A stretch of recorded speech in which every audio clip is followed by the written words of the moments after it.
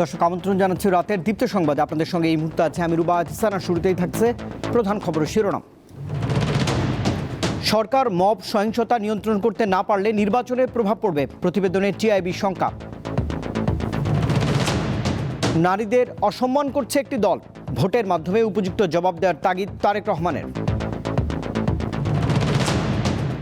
মুখ লুকিয়ে রাখা ব্যক্তিরা এখন হাঁ ভোটের পক্ষে, কক্সবাজার ও চট্টগ্রামের সভায় জামায়াত আমির। সিলেটে মোট ভোটারের 7% নতুন, প্রচারণায় বিষয়টিকে গুরুত্ব দিচ্ছেন সকল প্রার্থী।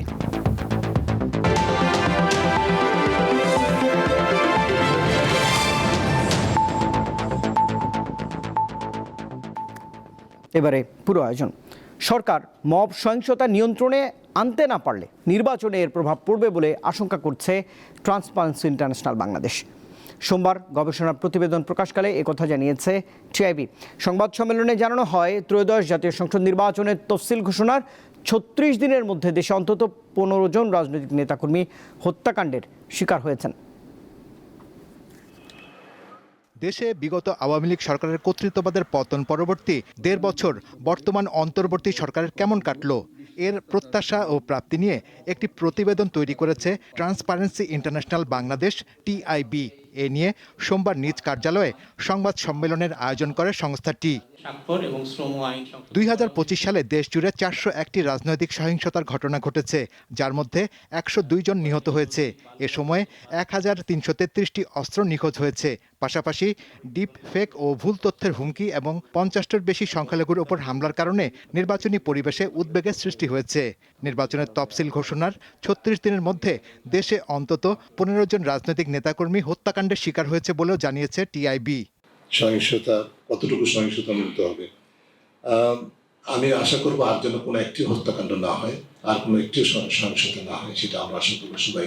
টিআইবি জানায়, মব সন্ত্রাস যথাযথভাবে নিয়ন্ত্রণ করা না গেলে সেটি অন্য সবকিছুর মতো নির্বাচনে প্রভাব ফেলতে বাধ্য। এক্ষেত্রে সরকারেরও দায় আছে। মূল মেসেজটা সেটা হচ্ছে যে আমাদের বিচার, সংস্কার এবং নির্বাচন, এই তিনটি ক্ষেত্রে অন্তর্বর্তী সরকারের মেয়াদে অর্থাৎ কর্তৃত্ব পতনের পর এই গত 1.5 বছরে যে ভিত্তি স্থাপনের প্রত্যাশা এবং দায়িত্ব ছিল, সেটি গঠিত হয়েছে, কিন্তু খুবই নাজুক বলে আমরা মনে করছি। প্রতিবেদনে টিআইবি বলছে, দেশে মব সহিংসতা শুরু হয়েছে সরকারের ভেতর থেকে, যার ফলে সরকারের নৈতিক ভিত্তি দুর্বল হয়েছে।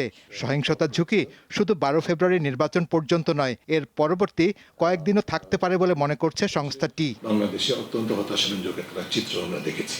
শাহরিয়ার ইমন, দীপ্ত সংবাদ, ঢাকা। নারীদের অসম্মান করার পর একটি দলের প্রধান এখন আইডি হ্যাক হওয়ার মিথ্যা বাহানা করছে বলে মন্তব্য করেছেন বিএনপির চেয়ারম্যান তারেক রহমান। সোমবার খুলনায় নির্বাচনী জনসভায় তিনি এমন মন্তব্য করেছেন। পরে যশোরের জনসভায় তারেক রহমান বলেন, একটি গোষ্ঠী নির্বাচনকে বিতর্কিত করার চেষ্টা করছে। তারেক রহমানের আগমনকে কেন্দ্র করে খুলনা মহানগরী সহ আশেপাশের জেলা থেকে বিএনপি ও সহযোগী সংগঠনের নেতাকর্মীরা মিছিল নিয়ে জনসভাস্থলে জড়ো হন। ঢাকঢোল পিটিয়ে ও বাদ্যযন্ত্রের তালে তালে নানা স্লোগানে মুখর হয়ে ওঠে পুরো এলাকা। খালিশপুরের প্রভাতী স্কুল মাঠ ও আশেপাশের এলাকায় জনসমাগমে কানায় কানায় পূর্ণ হয়ে ওঠে। দীর্ঘ 22 বছর পর খুলনায় নির্বাচনী জনসভায় যোগ দেন তারেক রহমান। এ সময় তিনি নারীদের নিয়ে জামাতে ইসলামীর আমিরের বক্তব্যের তীব্র সমালোচনা করেন। তিনি বলেন, যারা নারীদের অসম্মান করে, যারা মিথ্যার আশ্রয় নেয় এবং জনগণের ভোটাধিকার হরণ করেছে, তারা কখনো দেশপ্রেমিক বা জনদরদী হতে পারে না। একটি রাজনৈতিক দলের একজন সিনিয়র নেতা জনগণের সামনে নির্বাচনের আগে এইভাবে মিথ্যা কথা বলছে, দলটি পর্যন্ত মিথ্যা কথা বলছে, তাদের আইডি বলে হ্যাক হয়ে গেছিল, অথচ আইডি হ্যাক হয়নি তাদের। কাজেই এরা নির্বাচনের আগে নিজেদের স্বার্থ সিদ্ধির জন্য মানুষের সামনে মিথ্যা কথা তুলে ধরছে, মিথ্যা কথা তারা বলছে। এদের একটাই পরিচয়, এরা মিথ্যাবাদী। আজকে বাংলাদেশের তাবৎ মা বোনদেরকে বলবো আমি, যারা আপনাদেরকে এইভাবে অপমানিত করে তাদেরকে আপনারা কিভাবে জবাব দেবেন, আজ সেই সিদ্ধান্ত নেবার সময় এসেছে। ব্যাপক সমালোচনার মুখে ওই রাজনৈতিক দল আইডি হ্যাক হওয়ার অজুহাত দিচ্ছে বলেও মন্তব্য করেন তারেক রহমান। খুলনার পর বিএনপি চেয়ারম্যান যশোরে নির্বাচনী জনসভায় যোগ দেন। এ সময় তিনি বলেন, একটি গোষ্ঠী নির্বাচনকে বিতর্কিত করার চেষ্টা করছে। জনগণের অধিকার ফিরিয়ে আনতে হলে আগামী 12 তারিখ সবাইকে সোচ্চার হতে হবে।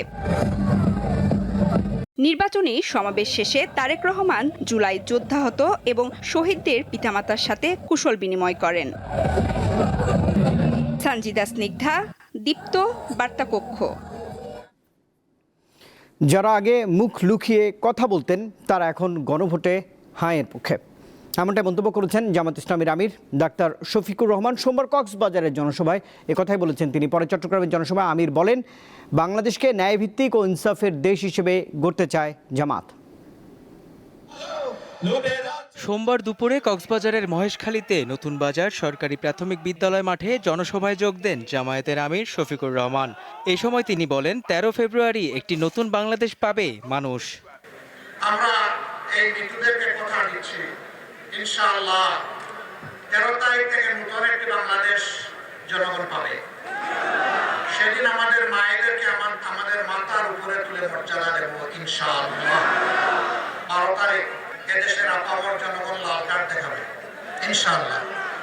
আজকে যে উত্থান জনস্রোত যেটা আপনারা লক্ষ্য করছেন, এটা শুধু কক্সবাজার নয়, এটা এখন 56,000 বর্গমাইলের একই দৃশ্য।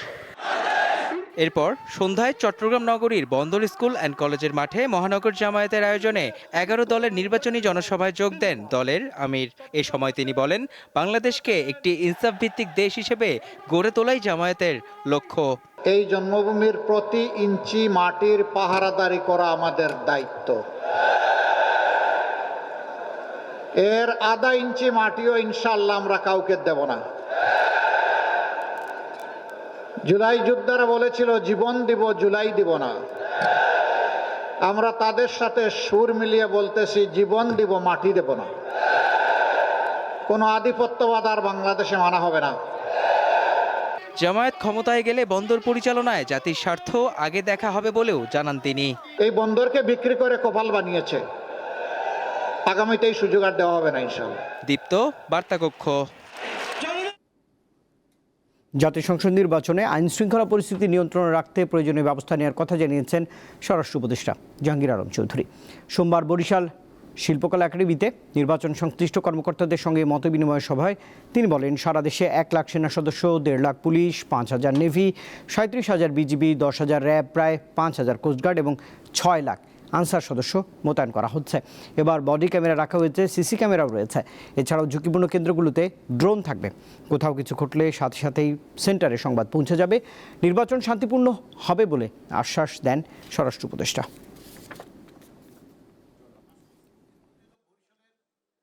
বাংলাদেশে আমরা 1 লক্ষ সেনাবাহিনী নিয়োগ করতেছি, 1,50,000 পুলিশ নিয়োগ করা হয়েছে, নেভি 5,000 নিয়োগ করা হয়েছে, 37,000 বিজিবি নিয়োগ করা হয়েছে, র্যাব নিয়োগ করা হয়েছে প্রায় 10,000-এর মতো, এবং কোস্টগার্ডও প্রায় 5,000-এর মতো, বাট একটু কম দিতে যাচ্ছে।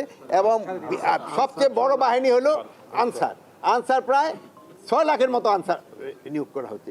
এছাড়া ইন এডিশন আমরা বিএনসিসি নিয়োগ করতেছি। ইলেকশনও খুবই শান্তিপূর্ণ হবে আপনাদের সবার সহযোগিতায়। নির্বাচনী প্রচারণায় 11 দলীয় জোটের প্রার্থীদের উপর বিএনপি এবং আওয়ামী লীগের হামলা চালানোর অভিযোগ করেছে এনসিপি। সোমবার রাজধানীর আগারগাঁও নির্বাচন কমিশনে এনসিপির একটি প্রতিনিধি দল সিইসির সঙ্গে সাক্ষাৎ শেষে এমন অভিযোগ করেছে।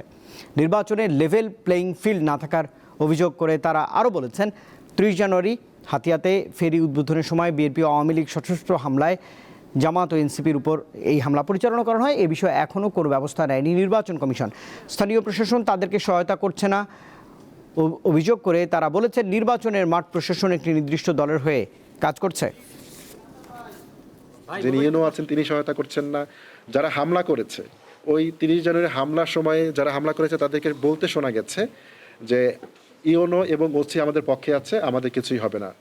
তো এভাবে ওপেনলি যখন তারা প্রশাসনের দোহাই দিয়ে হামলা করে এবং প্রশাসন ইনঅ্যাক্টিভ থাকছে, এরকম ঘটনার পরেও কাউকে গ্রেফতার করছে না, তখন আমাদের যথেষ্ট এই বিষয়টা বিশ্বাস করার বিষয় ভিত্তি হয়ে দাঁড়ায় যে আসলেই ওখানে প্রশাসন নিরপেক্ষ ভূমিকা পালন করছে না, কোনো একটা দলে পারপাস সার্ভ করছে। আসন্ন জাতীয় সংসদ নির্বাচন সামনে রেখে বিভিন্ন এলাকায় প্রচার ও গণসংযোগে ব্যস্ত সময় পার করছেন প্রার্থীরা। ভোটারদের দ্বারে দ্বারে গিয়ে দিচ্ছেন নানা প্রতিশ্রুতি।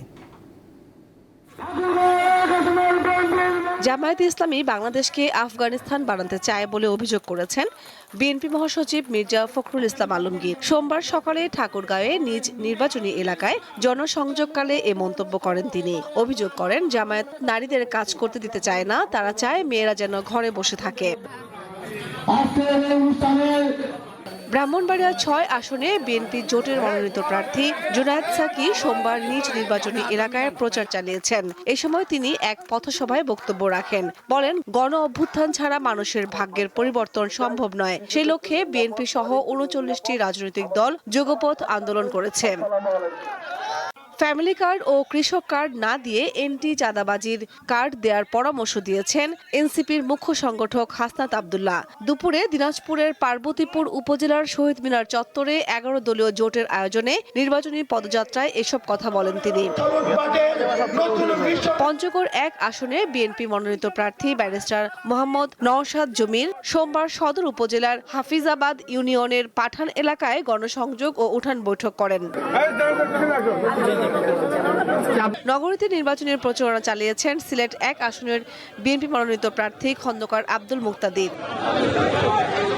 আচরণবিধি লঙ্ঘনের অভিযোগে পাবনা ১ আসনের জামায়াত ইসলামের প্রার্থী ব্যারিস্টার নাজিবুর রহমান মোমেনকে কারণ দর্শানোর নোটিশ দেওয়া হয়েছে। দুপুরে ওই আসনের নির্বাচনী অনুসন্ধান ও বিচারিক কমিটির চেয়ারম্যান সেলিম রেজা এই নোটিশ দেন। কামরুন নাহার, দীপ্ত, বার্তা কক্ষ। সিলেট জেলার ৬টি আসনে এবার নতুন ভোটাররা জয় পরাজয়ে ভূমিকা রাখবেন বলে মনে করছেন সংশ্লিষ্টরা। মোট ভোটারের শতকরা ৭ নতুন। প্রার্থীরা এ বিষয়টিকে গুরুত্ব দিয়ে প্রচার প্রচারণা চালাচ্ছেন। প্রবাসী অধ্যুষিত সিলেটের নির্বাচনে আলোচনায় নতুন ভোটাররা। ৬টি আসনে এবার ভোটার সংখ্যা ২৯,১৬,৫৭৯। গত বছরের চেয়ে বেড়েছে ২,০১,২৪৪ জন। আর মোট ভোটারের শতকরা ৭ প্রথমবারের মতো সংসদ নির্বাচনে ভোট দেবেন, যাদের প্রায় সবাই তরুণ তরুণী। জীবনে প্রথমবার ভোট দিতে যাওয়া এই ভোটাররাই প্রার্থীদের কাছে হয়ে উঠেছেন গুরুত্বপূর্ণ, যারা দলীয় প্রতীকের পাশাপাশি প্রার্থীর যোগ্যতা, প্রতিশ্রুতি ও ভাবমূর্তি নিয়ে ভাবছেন। অভ্যুত্থান পরবর্তী আমরা যে নতুন বাংলাদেশ বিনির্মাণের স্বপ্ন দেখছি তা অনেক একটা সফল হচ্ছে না। আমি সৎ বা আমি যোগ্য এরকম দেখায়, পরে ভোটের পরে দেখা যায় যে পরিবর্তন হয়ে যায়। আমরা যেমনটা দেখেছি প্রতিশ্রুতির ফুলঝুরি, এই ফুলঝুরি আর দেখতে চাচ্ছি না ভাই, এবার বাস্তবায়ন চাচ্ছি। যারা ভোটার রয়েছে তারা আগের মতো ফ্যাসিস্ট সরকারকে আনতে চায় না। ফ্যাসিস্ট সরকার সহ যারা ফ্যাসিস্ট হতে চান আগামীতে তারাও ফ্যাসিস্ট হতে পারবেন না, কারণ তরুণরা সঠিক জিনিস বুঝে। প্রার্থীরাও তরুণ ভোটারদের নিজেদের পক্ষে টানতে বিভিন্ন কৌশল অবলম্বন করছেন, দিচ্ছেন নানা প্রতিশ্রুতি। ইয়াং জেনারেশনের সঙ্গে তাদের সঙ্গে আলোচনা করেই আমি কাজ করতে চাই। তরুণদেরকে বিশেষ নজরে রেখে তাদেরকে প্ল্যান ভিত্তিক কাজে লাগানোর চেষ্টা করবো ইনশাআল্লাহ। যদি নীতি নির্ধারণী পর্যায় থেকে কাজ করা যায় তাহলে আমাদের যেই সকল তরুণ এখনো বিপথগামী হওয়ার সম্ভাবনা বা সংশয় আমাদের রয়েছে তারাও সঠিক পথে চলতে পারবে। বিশিষ্টজনরা বলছেন, তরুণ ভোটারদের কথা মাথায় রেখে প্রার্থীদের আলাদা কর্মপরিকল্পনা থাকা উচিত। এখন কিন্তু তরুণদের পরিমাণ অনেক বেশি, তো সুতরাং সুনির্দিষ্ট একটা যদি পরিকল্পনা থাকে আমার মনে হয় নিশ্চিতভাবে সেই দল তরুণ ভোটারদেরকে টানতে পারবে। ত্রয়োদশ জাতীয় সংসদ নির্বাচনে বিএনপির পাশাপাশি জামায়াতে ইসলামী ও অন্যান্য দল এবং স্বতন্ত্র প্রার্থীরা মাঠে তৎপর রয়েছেন। সাদিয়া চৌধুরী, দীপ্ত, বার্তা কক্ষ। শিশু গৃহকর্মীকে নির্যাতনের মামলায় বিমান বাংলাদেশ এয়ারলাইন্সের এমডি শফিকুর রহমান এবং তার স্ত্রী বিথি সহ 4 জনকে কারাগারে পাঠিয়েছে আদালত। গতরাত 3:30টার দিকে রাজধানীর উত্তরা থেকে তাদের গ্রেপ্তার করা হয়েছে। আর সোমবার পুলিশ বিকালে তাদের আদালতে উপস্থাপন করে। কারাগারে যাওয়া অপর 2 আসামি হলেন শফিকুর রহমানের বাসার 2 গৃহকর্মী রূপালী খাতুন এবং সুফিয়া বেগম। উত্তরা পশ্চিম থানায় দায়ের করা মামলায় শিশুটির বাবা জানিয়েছেন, গত বছরের জুন মাসে 11 বছর বয়সী শিশুটিকে ওই বাসায় কাজ শুরু করে। গত 2 নভেম্বর থেকে তাকে নানা অজুহাতে দেখতে দেওয়া হয়নি। এরপর গত 31 জানুয়ারি ফোন করে ডেকে অসুস্থ মেয়েটিকে বুঝিয়ে দেওয়া হয়। বাসায় যাওয়ার পর শিশুটি জানিয়েছে আসামিরা তাকে মারধর এবং খুন্তি গরম করে শরীরের বিভিন্ন স্থানে ছ্যাঁকা দিয়েছে। রাজধানীর পূর্বাঞ্চলে প্লট দুর্নীতির আলাদা 2 মামলায় ক্ষমতাচ্যুত সাবেক প্রধানমন্ত্রী শেখ হাসিনাকে 10 বছরের কারাদণ্ড দিয়েছে আদালত। একই সঙ্গে শেখ হাসিনার ভাগ্নি এবং ব্রিটিশ এমপি টিউলিপ সিদ্দিককে 2 বছর করে মোট 4 বছরের কারাদণ্ড দিয়েছেন ঢাকার বিশেষ জজ আদালত 4-এর বিচারক। এছাড়া রায়ে শেখ হাসিনা এবং টিউলিপকে 2 মামলায় 1 লাখ টাকা করে 2 লাখ টাকা অর্থদণ্ড করা হয়েছে। রায়ে শেখ হাসিনার বোন শেখ রেহানার 2 সন্তান রাদওয়ান মুজিব সিদ্দিক ও আজমিনা সিদ্দিককে 7 বছরের কারাদণ্ডও দেন বিচারক। পাশাপাশি তাদের প্লট বরাদ্দ বাতিল করা হয়েছে। গুমের শিকার অবসরপ্রাপ্ত ব্রিগেডিয়ার জেনারেল আবদুল্লাহ হিল আমান আজমি 8 বছরের নির্যাতন এবং অবিচারের জন্য সুবিচার চেয়েছেন। রবি ও সোমবার আন্তর্জাতিক অপরাধ ট্রাইব্যুনাল 1-এ গুমের মামলায় সাক্ষ্য দিয়েছেন তিনি। জবানবন্দিতে তিনি বলেছেন, বর্তমান সেনাপ্রধান 5 আগস্টের পর নিশ্চিত করেছেন তাকে ডিজিএফআই গুম করেছে। এ সময় কাঠগড়ায় দাঁড়িয়ে থাকা 3 সেনা কর্মকর্তাকে তিনি চিহ্নিত করেন। এই মামলায় শেখ হাসিনা সহ 13 জন আসামি রয়েছে। আমান আজমি তার উপর অত্যাচার ও নির্যাতনের বিচার দাবি করেছেন। এর আগে বিএনপি নেতা হুমাম কাদের চৌধুরী এবং সাবেক সেনা কর্মকর্তা হাসানুর রহমান ট্রাইব্যুনালে সাক্ষ্য দেন। আগামী বৃহস্পতিবার আমান আজমিকে জেরা করবে আসামি ও রাষ্ট্রপক্ষের আইনজীবীরা।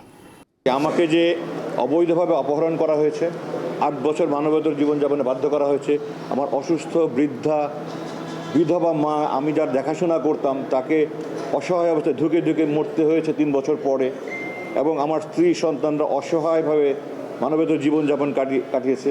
এটার জন্য আমি এই সমস্ত কিছুর জন্য আমি সুবিচার প্রার্থনা করেছি।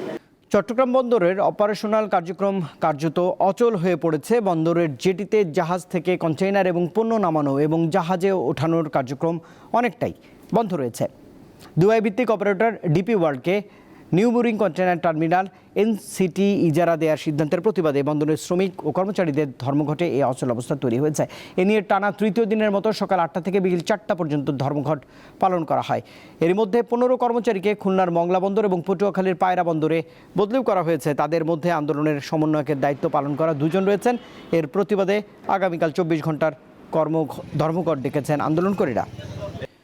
আন্তর্জাতিক প্রসঙ্গ, প্রায় 2 বছর পর গাজা ও মিশরের মধ্যকার সীমান্ত পারাপারের জন্য রাফা ক্রসিং খুলে দিয়েছে ইসরায়েল। তবে এটি সীমিত পরিসরে চালু করা হয়েছে এবং শুধু ফিলিস্তিনি বাসিন্দাদের চলাচলের অনুমতি দেওয়া হচ্ছে। আপাতত প্রতিদিন এই ক্রসিং দিয়ে 150 জন গাজা ছাড়তে পারবেন আর ফিরতে পারবেন 50 জনের মতো। এই প্রক্রিয়া ইউরোপীয় ইউনিয়ন বর্ডার অ্যাসিস্ট্যান্ট মিশর এবং সংশ্লিষ্ট সকল পক্ষের সমন্বয়ে পরিচালিত হচ্ছে। অন্যদিকে ফিলিস্তিনের স্থানীয় কর্মীদের তালিকা না দেয়ায় গাজায় মানবিক কার্যক্রম বন্ধ করা হবে বলে জানিয়েছে ইসরায়েল। ইউক্রেনের খনিতে কর্মরতদের একটি বাসে ড্রোন হামলা চালিয়েছে রাশিয়া। এতে অন্তত 12 জন প্রাণ হারিয়েছেন। স্থানীয় সময় রবিবার দেশটির দক্ষিণ পূর্বাঞ্চলে এই হামলার ঘটনা ঘটেছে। এক বিবৃতিতে জ্বালানি প্রতিষ্ঠান ডিটিইকে জানিয়েছে সবাই তাদের প্রতিষ্ঠানের কর্মী ছিলেন। হামলার সময় তারা কর্মস্থল থেকে ফিরছিলেন। একই দিন ঝাঁঝপড়িয়ায় একটি মাতৃসদন এবং একটি আবাসিক ভবনে রাশিয়ার হামলায় কমপক্ষে 9 জন আহত হয়েছেন। আগামী বুধ ও বৃহস্পতিবার যুক্তরাষ্ট্র, রাশিয়া এবং ইউক্রেনের কর্মকর্তাদের যুদ্ধবিরতি নিয়ে সংযুক্ত আরব আমিরাতে ত্রিপক্ষীয় আলোচনার 2য় পর্ব হবার কথা রয়েছে।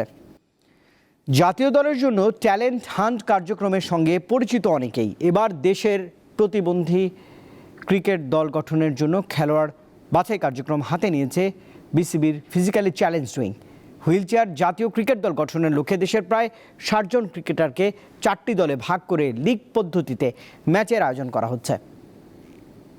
প্রতিবন্ধী মানে প্রতিভাবন্ধী নয়, আমাদেরও মন আছে, মন নামে একটা জগৎ আছে। আমাদের যে প্রতিভা আছে সে প্রতিভা বিকশিত করা যদি পরিবেশটা পাই তাহলে আমরাও প্রকাশ করতে পারবো এবং আমরা সেগুলোই চ্যালেঞ্জিং হিসাবে নিই।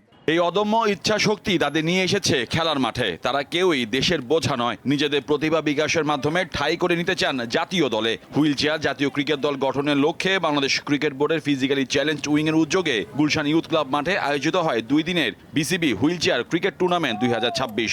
প্যারালিম্পিক কমিটি যদি বা বিসিবি যদি আরও উদ্যোগ নিয়ে যদি আমাদের টুর্নামেন্টগুলো আয়োজন করে তাহলে আমরা আরও বেশি পার্টিসিপেট করতে পারবো। ল্যাংরা প্রতিবন্ধী এরকম কিছু কথা বলে থাকে, ওই কথা থেকে আমরা বাইরে আসতে চেষ্টা করেছি। পদ্মা, মেঘনা, যমুনা ও সুরমা এই 4টি দলের সবাই বিভিন্ন ধরনের শারীরিক প্রতিবন্ধকতার শিকার। যারা ট্যালেন্ট তারা কিন্তু এই যেহেতু একটা বাংলাদেশ ক্রিকেট বোর্ডের আন্ডারে আছে, তো cricket board will have a national team, তাদের ট্যুর হবে, সব কিছুই হবে, লিগ হবে।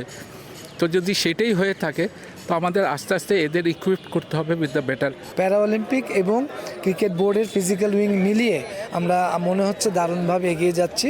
সকলের দোয়া চাচ্ছি যেন এই ফিজিক্যালি চ্যালেঞ্জ যারা আছে এই মানুষগুলোর পাশে দাঁড়াতে পারি।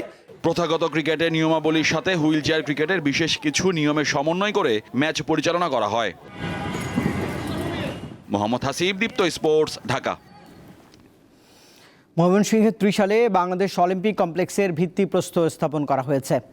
রবিবার বিওএ সভাপতি ও সেনাপ্রধান জেনারেল ওয়াকারুজ্জামান এই ভিত্তিপ্রস্তর স্থাপন করেছেন। রাজধানী ঢাকা থেকে ৮৬ কিলোমিটার এবং ময়মনসিংহ শহর থেকে ২৬ কিলোমিটার দূরে এই অলিম্পিক কমপ্লেক্সের অবস্থান।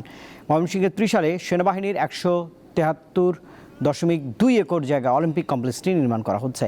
কমপ্লেক্সে যাতায়াতের জন্য আরও ৯ একর জায়গা সেনাবাহিনী নিজের অর্থায়নে কিনেছে। এতে ৩টি indoor, football, hockey, tennis, athletics, আবাসন, মিডিয়া সেন্টার, পার্কিং এবং শুটিং সহ সকল আধুনিক সুযোগ সুবিধা রয়েছে। এই কমপ্লেক্সে আয়োজন করা যাবে ৩৩টি খেলা। অলিম্পিক কমপ্লেক্সের কনস্ট্রাকশনের দায়িত্বে রয়েছে সেনাবাহিনীর ২৪ ব্রিগেড।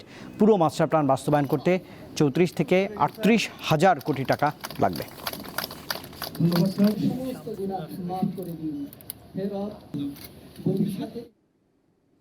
সঙ্গীত বিশ্বের সবচেয়ে মর্যাদাপূর্ণ পুরস্কার গ্র্যামি অ্যাওয়ার্ড 2026-এর বিজয়ীদের নাম ঘোষণা করা হয়েছে। এবারের আসরে প্রধান পুরস্কারগুলো জিতে নিয়েছেন জনপ্রিয় শিল্পী ব্র্যাড বানি, কেন্ড্রিক লামার, বিলি ইলিশ এবং লেডি গাগা। যুক্তরাষ্ট্রের লস অ্যাঞ্জেলসে স্থানীয় সময় রবিবার রাতে জমকালো এক আয়োজনের মধ্য দিয়ে এই পুরস্কার দেওয়া হয়েছে। এবারের আসরে গ্র্যামির অন্যতম শীর্ষ সম্মান অ্যালবাম অব দ্য ইয়ার জিতে নিয়েছেন ব্র্যাড বানি। অন্যদিকে বেস্ট র্যাপ অ্যালবাম সহ একাধিক পুরস্কার জিতেছেন কেন্ড্রিক লামার।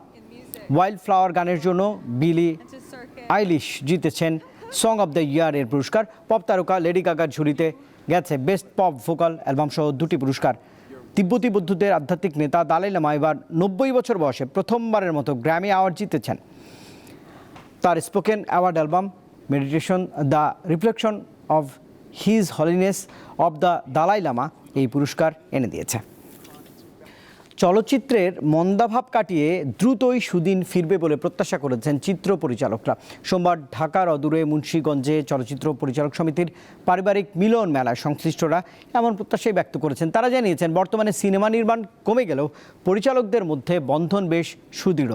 বাৎসরিক এই আয়োজনের মাধ্যমে চলচ্চিত্র পরিচালক, অভিনয় শিল্পী, সঙ্গীত শিল্পী সহ চলচ্চিত্র অঙ্গনের নানা পর্যায়ের মানুষ আনন্দঘন দিন পার করেছেন। খেলাধুলা, বিনোদনমূলক নানা পর্বে অংশ নেন চলচ্চিত্র সংশ্লিষ্ট বিভিন্ন সংগঠনের সদস্যরাও।